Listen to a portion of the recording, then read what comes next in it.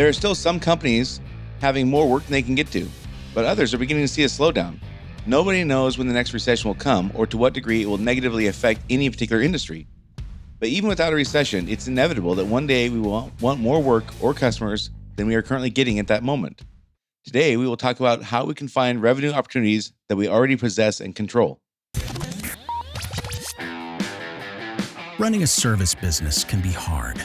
It is not unusual for business owners in industries like contracting, home repair, auto repair, business-to-business services like janitorial, IT and accounting, and many others to feel overwhelmed by all the priorities facing them at any given time. Between addressing the needs of the customers, managing the employees, figuring out the financials, and getting processes in place, feeling like you're making significant progress on your business journey can be difficult. Welcome to Service Industry Success, hosted by Brian Harding. Each week, Brian will look at real-world strategies for building the business you are dreaming of, while also sharing tactics to get through some of the most frustrating parts of business ownership with a lot more ease. Let's get started. So as you might guess, I've worked for a number of companies that have some kind of follow-up process, and I've built follow-up processes. And so today we're going to talk about that. There's tons of different approaches to this. There's tons of different thoughts on what's important. And I'll just come right out of the gate and tell you the most important thing in my mind is consistency. And I'm going to get to a number of other things that I think is important. But here's what I generally see people do that I would say is not the best approach.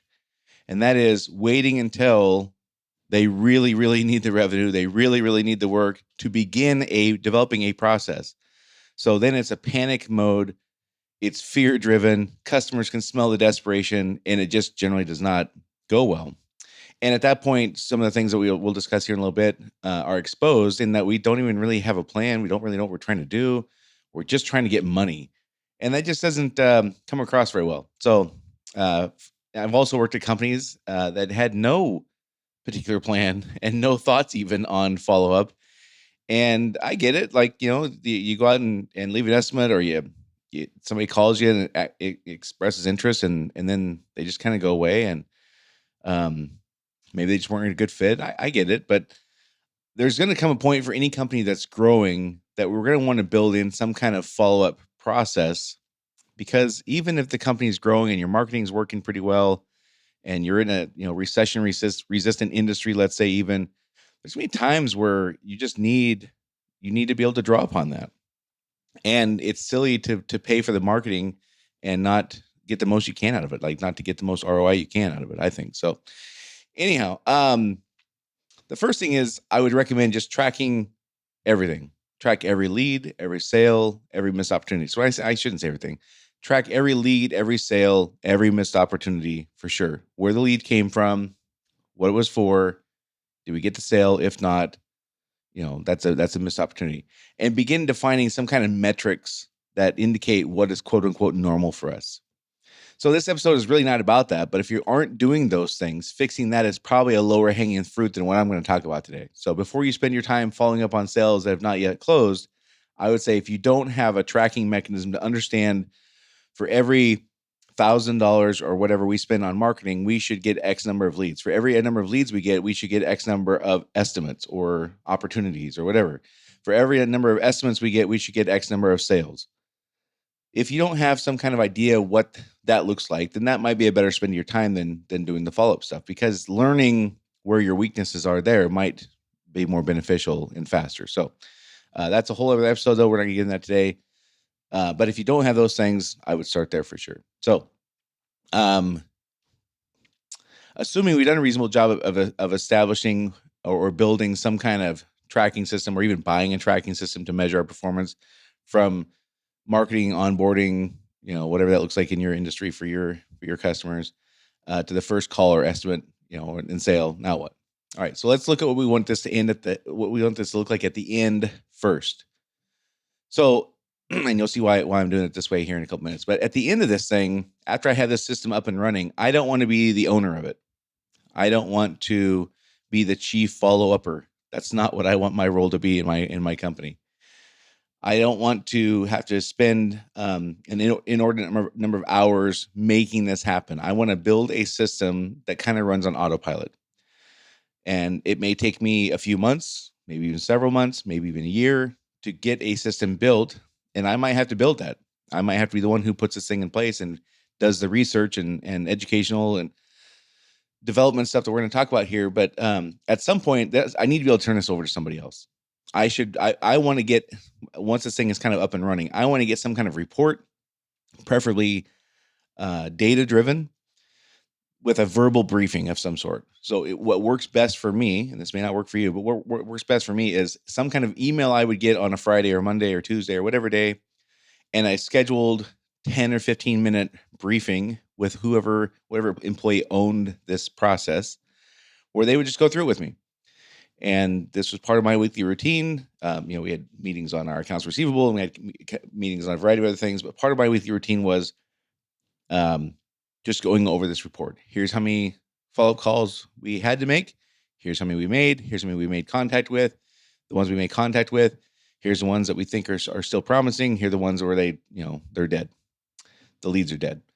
That kind of briefing is what I like, because I want to see the body language of the person who is doing the briefing. I want to see how their body language is when they're recalling these conversations. I want to know when they're kind of just mailing it in, honestly. I want to know when they really think that there's real opportunity here. I want to know when they're going through the motions. I want to know all those things.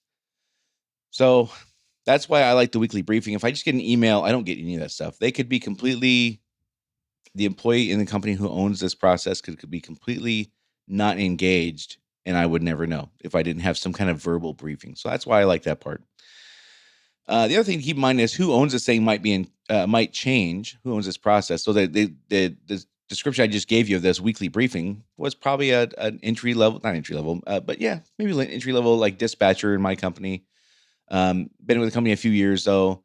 It was not a manager though. It was not a lead. In some cases it was, not always. It just kind of depended on whose personality was best at this. And there is a personality that works best for this. Mine, for example, would not be great at this. I'm not as much as a people person as I would want somebody to be who does this. I want the outgoing, very likable, very kind. Those are the kind of people I would want to do this. So I can do it, but again, it's not best for me. My point is, though, it may change. There might be times where you have a lead do it or a manager do it. And there might be times where you have that dispatcher or office person do it. There might be times where you have an operations person do it, and that's okay. It doesn't have to be any one particular person. It can change. So let's talk about that for a minute, though. If you have a non-technical person, like in the office, let's say you have an HVAC company and you have an office person, a dispatcher doing this work who has no significant experience doing the thing that makes you money, i.e. replacing HVAC systems in this case. If they're making those calls in the beginning, a lot of the learning opportunities we get are wasted. And the learning opportunities are a tremendous part of building this follow-up process. What we learn about where we fail is absolutely astonishing and so beneficial. But if we have a non-technical person take the ball and run with this in the beginning, we lose almost all that. And here's why. Let's say you have your $18 an hour dispatcher making these calls right out of the gate, and they come back and they've made 100 calls after a month or whatever. And they come back and they tell you, hey, well, out of the 100 calls, here's what I found. A lot of times customers were frustrated because they didn't get the estimate on time. And then we go to the manager, the operations manager or the supervisor or whatever who's in charge of making sure that stuff happens. And we say, hey, here's the feedback we're getting from the customers. That manager or supervisor is going to say, well, you guys don't understand. Like it's, you must be misunderstanding. Like whatever that is, that conversation it would be rare for that person to go, yep, I completely own that. We're completely making a mistake there. I got to fix that. That would be exceedingly rare. Not saying it can't happen, just saying that it would be rare. So it might make sense in the beginning to have that person, that operations person, that supervisor, that manager make those follow-up calls. Now, it may not. They might have a personality that would not make sense, and you would know that, of course, better than me. But if it can't be them, it can't also be the frontline dispatcher. It may have to be me. It may have to be the business owner for a while until we get that credibility established. We want to, again, look at this as a learning opportunity as much as a revenue gathering opportunity. So I want to build a system that I can delegate to a person who has intermittent free time, like a dispatcher or the clerical role. But first, I must legitimize the information we are gathering. So whether, again, that's me or an operations supervisor, manager, some person who understands the technical part that we do, so the information we are gathering is legitimized. Or if you have a lead dispatcher or a lead clerical person who has a ton of credibility where people would not question that they're getting it wrong, that's fine too. But we can't have a situation where we have somebody who's been at the company for 90 days or less, who doesn't understand the industry, making these calls in the beginning, because people are just going to dismiss the really helpful information customers are going to tell them. That's not going to be super flattering to the company. So, answers I want in this process, not necessarily questions I will ask. You'll know what questions make sense for your company and what you do. But here's kind of the answers I want when I'm making these follow-up calls. Have you had this work done? Did somebody else already get the sale?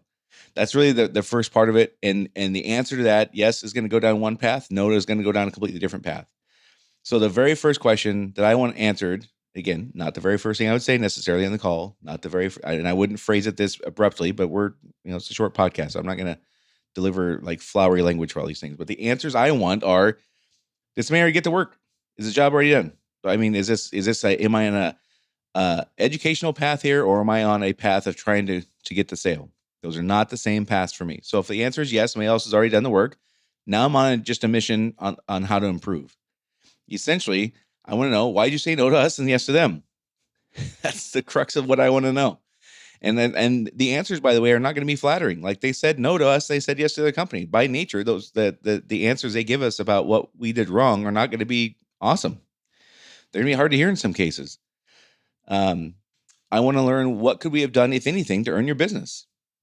What do you, Mr. and Mrs. Customer that we lost, think that we could do to improve our company and our service from their perspective? Now, that doesn't mean I'm going to agree with every single thing they say. If they say, well, it was strictly a price thing, I might not want to compete on price. That's okay. And that might be a validation that they made the right choice, because we don't want to be the low price provider. But they might also say things like, I just didn't get a good feeling from your guy that came out. Or like, we called you guys out and you were late, and you said we get the estimate to us on Tuesday by noon, and we got Thursday by 5, and it's just the way it goes. We might hear things like that. But on the price thing, sometimes they will say the price was too high just because they don't want to hurt your feelings. And they don't want to say that thing about, well, Johnny said he would be here at 9 and he showed up at 10:30, and that kind of irritated us. And then he left a little bit of a mess he didn't wear floor protectors, and he tracked some mud into our house, and we got to clean up. It's no big deal. But they might not want to say that. Oh, and by the way, he said he gets the estimate in the next morning, and we didn't get it for like 2 days. We had to call and ask for it. They're not likely to do that. They might just say the price was too high. So sometimes we have to hear the price is too high and do a little bit of investigation there. Was the price really too high, or is it just the easy thing for them to say? So you can ask questions like, well, how much too high was it? What value did they offer that we didn't? And again, or was it dollars? Apples to apples. Was their estimate apples to apples with ours? Because sometimes the dollar amount is different, but the scope of work is different also. So, and in asking those kinds of more specific questions about the price, oftentimes you'll be able to flush out the real answer. Was this their price was, let's just say, $1,000 less than ours. Can you just tell me was the scope of work exactly the same, or was there a little bit of difference there? And the hassle of explaining that is greater than the hassle of saying, listen, your guy just gave me the creeps. I didn't like him. So it might just cut to the quick and tell you that stuff there. So anyhow, essentially, those are the things I want to find out. This is not the time for me to be defensive. The sale's already lost. This is where I can learn from somebody who has nothing to gain by being dishonest with me. This customer that we did not get has really nothing to gain by being dishonest. Now, that's not to say they won't be a jerk. 5 or 10% of them will be. There's no question. I'm not interested in building processes around those 5 or 10%. I'm interested in building processes around the 80 to 90%. The majority of people, once they have their problem solved, and you just come across as like, hey, I'm just a business owner trying to make my business better. Can you please just help me do that? By and large, people are going to help you do that. People want you to be successful, whether they buy from you or not.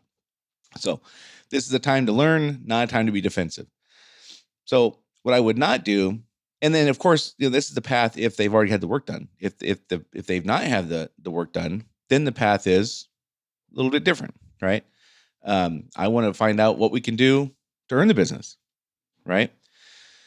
I'm not going to spend a ton of time on that though, because you know what those questions should be. Like, again, but there's a couple things I'll talk about here specifically, but generally we're trying to get the business.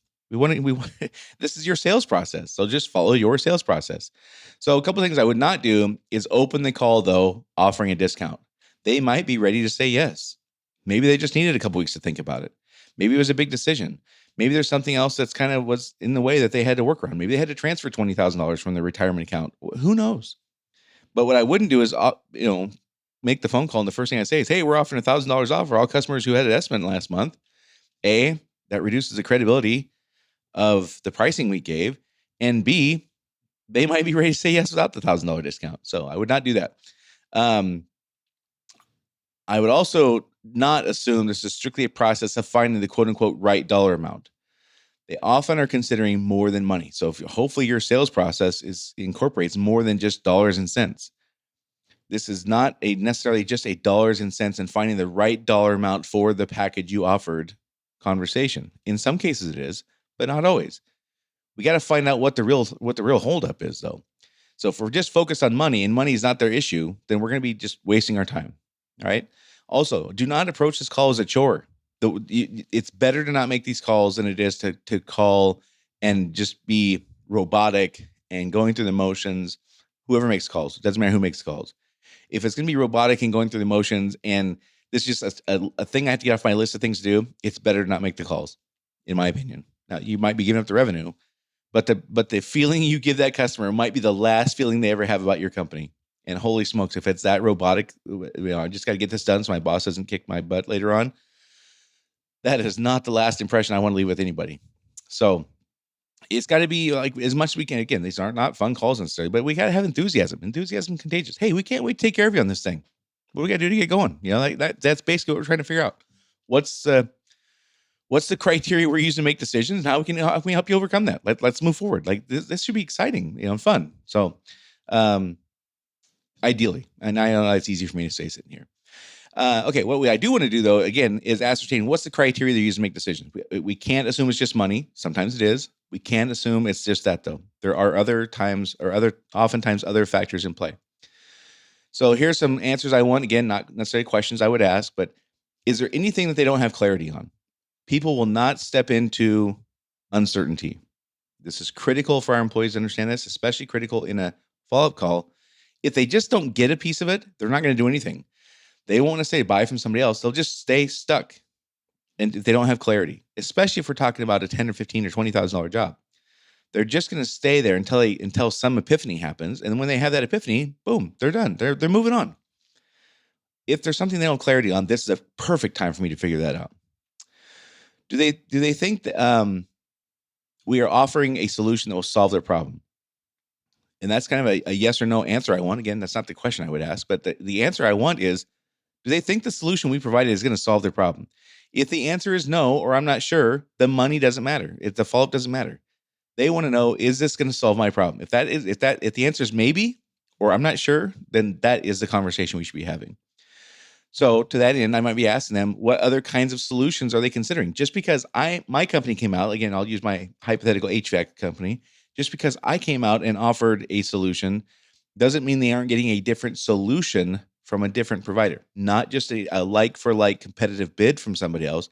They might be getting an entirely different solution, in which case they could be going, now what do? Company A, my company, came out and said for $12,000, we'll fix it this way. Company B comes out and says for $9,700, we'll fix it, but a completely different way we're going to fix it. Well, what are they supposed to do then? They're getting two different answers from competent people. So one of the questions I would be asking is, what other solutions are they considering, not just other providers? Next thing I want to get the answer to, again, not a question I would ask, but the answer I want is, do they feel like they're getting greater value than the price we're asking for? If we're not sure on that, then that's a conversation we should be having. If they don't feel like they're getting more than they bargained for, more than they're paying for, then that's an issue. So I would rather offer more than charge less, but I understand that's not always possible. All right. So what other factors, again, another thing I want to figure out is what other factors are in play here that we haven't discussed, or I might not even be aware of. What are the things that they're considering that we didn't address in our estimate proposal, or our sales process when you're on site? What are the factors at play here that we haven't discussed? Now, this is where it's great, in my experience, to have a female person do these follow-up calls, because they will approach things a little bit differently than the male will. If a male was out, like again, my HVAC system example, predominantly that's going to be a man going out to give the estimate. It'd be great to have a female make the follow-up calls in. It's just a different perspective, different kind of questions, and we learn a lot about what the customer's real criteria are, what are the things that we didn't get in the call. And man, we can do so much to learn about where we're not communicating well when we have that other perspective. So, and really, what's the real holdup? That's really the crux of what the whole thing is. What are the criteria you're making decisions on? What's the real holdup? Either they don't trust the solution, they don't trust the provider, or they don't think it's a valuable exchange for the dollars that they're asking or we're asking for. They don't think there's enough value provided for the dollars we're asking for, or they don't trust the solution, or they don't trust their provider. It kind of comes down to those few things. So another thing on these calls, keep them short, couple minutes tops. We do not want to be talking their leg off for 12 minutes on these calls. Like, these are, not so short that we're, again, just checking the box, but 3 to 5 minutes. Longer than that, we're really stretching it. We're really becoming, we're jeopardizing ourselves of becoming a hassle. We don't want to, again, I don't want to leave that impression. We want to leave the door open to follow up again. Literally, I want to ask, hey, it's okay if I don't hear from you back in a couple weeks. It's okay if I follow up with you again. If they say no, then I can find out why. And like, maybe they've been lying to me for the last 2 minutes. And I can just figure out that they already had the work done. They just didn't want to say so. You never know. So I want to leave the door open and specifically ask some kind of version of, if we don't hear back from you in a couple weeks, is it okay? Or when's a good time for me to follow up? That's maybe a better way to say it. That way we're not saying if we don't hear from you, it's just like, hey, when's a good time for me to follow up with you again? And they might, but again, leave the door open for that. And I want to have specific scripted questions that we will ask every time. So again, I'm not doing that here today on this episode, this podcast, but you want to have very specific questions you open with. And then, of course, trust your people to have good intuition and make good follow-up questions. But we want to have very specific questions we can measure how many times the answer to this is yes or no. How many times is it, this is yes or no? How many times is the answer, yes, I've had the work done? That is a fantastic metric to have. We left 100 estimates that we followed up on this month, in the month of, let's say, February, and we made 100 phone calls, and 57 of them said they already had the work done. 43 didn't. That's a fantastic metric for me to know moving forward if that becomes the norm. That, listen, 43% of the time we still have an opportunity here. That's a fantastic thing for me to learn. So all these questions I want to ask, I want to have very specific questions, maybe 3 to 5 questions we will ask, and then trust my people to make intuitive, on-the-fly follow-up questions. But I want to have the basic ones scripted out. We want to develop a process on how we will determine which opportunities will be followed up on. So over X number of dollars, over X number of days, you'll develop your own process on that. But those are kind of the 2 main ones. I'm not following up on $300 estimates. I am following up on $10,000 estimates. And I'm not following up on things that are day old, but I'm not waiting a year either. You'll know the sweet spot for your stuff. I would, 30 days probably be a place I would start, but you'll know better than me. Keep the activity and reporting window to 2 weeks or less. Over that time, or over that period of time. So if it's more than every 2 weeks, we have this conversation with whoever's doing this. If I have this kind of briefing that I described, if it's more than 2 weeks, consistency gets really, really hard. And it also demonstrates that I don't really see this as a really productive or necessary activity. So weekly is ideal for me. But if you want to do it twice a month or every 2 weeks, I can get behind that. More than that, though, I really don't. I think the performance of the program will go down significantly if it's over 2 weeks. So, all right. If you haven't had a chance yet or haven't been in a while, go check out my website, serviceindustrysuccess.com. There's a whole new section there called Success Goodies, where there's like a bunch of video shorts now that I've been adding, and a bunch of other free stuff for you. So go to serviceindustrysuccess.com and click on the big blue button at the top that says get my free goodies here, or success goodies here, or something like that. Go check that out if you haven't been there in a while. All right. So the first thing we want to do as far as our follow-up program is create a structured, regimented follow-up program that can run on autopilot within a few months or several months. So I might have to create this thing. I might have to work with somebody else to get it done, but I need to delegate this to somebody relatively quickly, within several months at the most. I want to build a system I can delegate to a person who has intermittent free time, dispatcher, other clerical role, supervisor in the field. Intermittent free time is great for this. Hey, I have 10 minutes. I can make a couple calls. That's perfect for this. We don't want somebody to carve out 2 hours because they might, the 2 hours they're carving out might not coincide with the customer's schedule. Like if they keep calling at 9 o'clock every day, people are often at work. You might have to call at 5 o'clock at night sometimes, or three in the afternoon. You'll figure out a different routine, time windows that make sense. You might do some calls at 9, some at 1, and others at 6, let's say, p.m. And you might find, hey, if I couldn't reach them at 9, I'll try again at 6. You'll figure out a time thing, but it's got to be regimented. As far as somebody has to own this thing, somebody has to commit to, I own this. I will be the one who gets this done, and I'll do it whenever I have time. But here's how many calls I'm going to have in this 2-week period or 1-week period, and I will make sure they all get done. Somebody has to have that level of ownership. All right, and questions I want answered, not necessarily questions I will ask. If you had the work done, if so, why? Why'd you say no to us and yes to them? What could we have done to earn your business? What do you think we can do to improve our company? That's it. Again, I can't be defensive here. This is where I can learn so much about, from the customer's perspective, where we are dropping the ball as a company. If they haven't had the work done, are you ready to move forward now? If not, what criteria are you using to make decisions? And what do we have to do to get you in a place where you're ready to say yes? Like that's essentially what we're doing. So I wouldn't open the call offering a discount. I wouldn't assume this is strictly a dollars and cents thing. And I wouldn't approach this as a chore, for sure. What I would do is ascertain the criteria they're using to make decisions. And I would want answers to these other questions also, which is there anything they don't have clarity on? Do they think the solution we're offering solves their problem? What other kinds of solutions are they considering? Do they think we offered greater value than the price we asked for? And what other factors are in play here that we wouldn't know about or haven't discussed? Really, essentially, I'm just trying to identify, is it one of these three things? They don't trust the provider, us, they don't trust the solution, or they don't think it's a fair value exchange. The money we're asking for is in excess of the value they're getting. I want to keep it short, 3 to 5 minutes tops, and leave it open to follow up again, and develop specific scripted questions we will ask every time as the framework. 3 to 5 questions we'll ask every single time, and leave to our employees' intuition and ability to follow up and the right follow-up questions once those are answered. We want to develop key questions we can develop KPIs around, and a process we want to develop for determining which opportunities will be followed up on. Again, generally it's over X number of dollars, over X number of days. And we want to keep the reporting window to 2 weeks or less. Over that, consistency gets really hard. I like weekly. Weekly is a great metronome for me. It's a great rhythm. I like that. But every 2 weeks would be okay. More than that, I would not be comfortable with that. So, all right. Don't forget to go to serviceindustrysuccess.com. Check out the new success goodies there if you haven't been to that website in a while. Also, if you haven't had a chance yet, pretty please with sugar on top, please subscribe. It takes like 30 seconds to do that. Maybe less. Time yourself. Make a game out of it. Also, if you haven't had a chance yet, please share this podcast with a friend or colleague who's a business owner in the service industry.